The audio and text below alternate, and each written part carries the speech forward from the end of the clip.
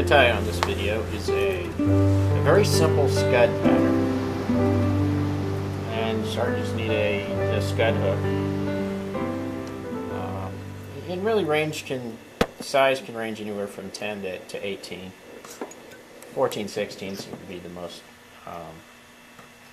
used sizes.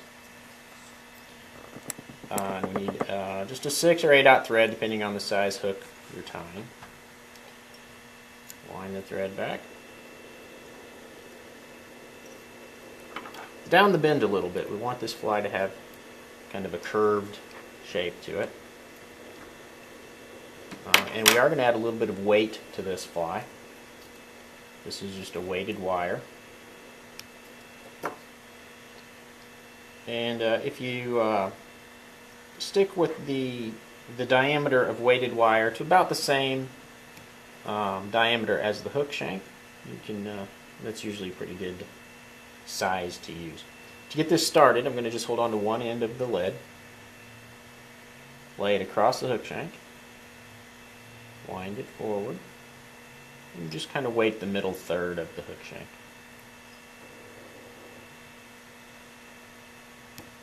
If you have any fingernail at all, you can usually break that off. Just pinch the edges down so it's fairly smooth. And a scud has a pretty narrow body side to side. So I'm actually going to flatten this lead out. My scissors actually allow me to do this. I've got the inside of the handles are flat, so I can just use those. Otherwise, just use a small pair of pliers or something. And flatten it out, it will make it narrow. I'm going to build up just a little bump of thread right behind the lead.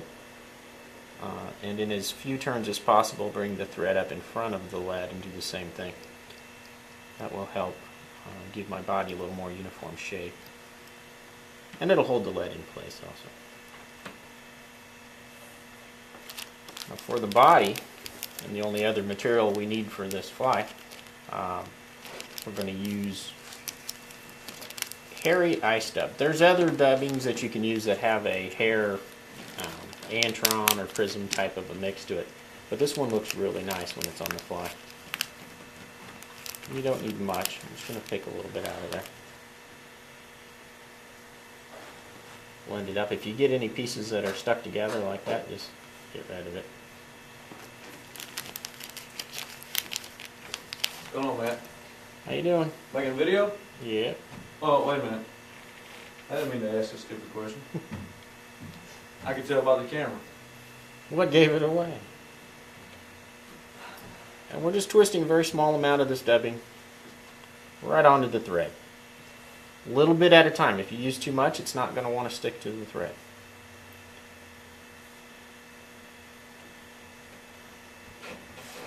It doesn't have to be wound really tight on there. In fact, you want a few fibers kind of sticking off a little bit. And dub about 4 inches of thread. You can use wax if you have a problem with that sticking to the thread. You can use dubbing wax. And we're just going to wind that forward.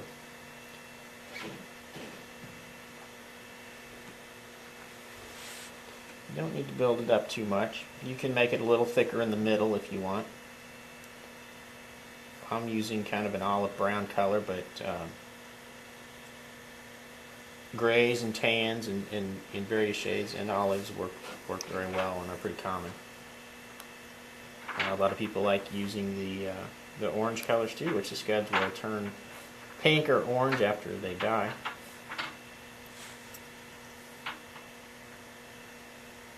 Just continue that forward. If you need a little more dubbing, just add a little more.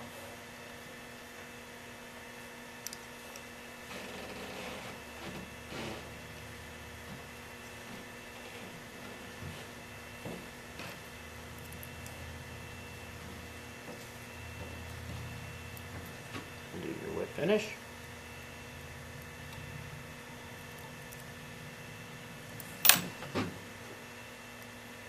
Scuds have a lot of little legs and gills on the underside. We're going to pull some of these fibers out down below. the underside of the hook shank.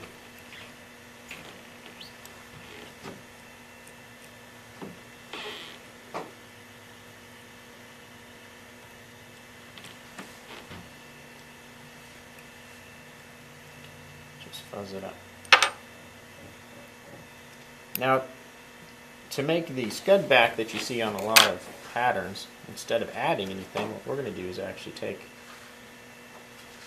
a lighter. If you don't want to hold on to this with your fingers, use a pair of hackle pliers or something and grip just the bottom. And just use the bottom of the flame.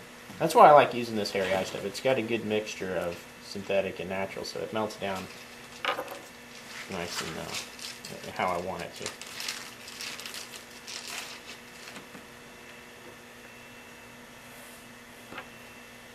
And you can brush some of that dubbing out a little more on the bottom side.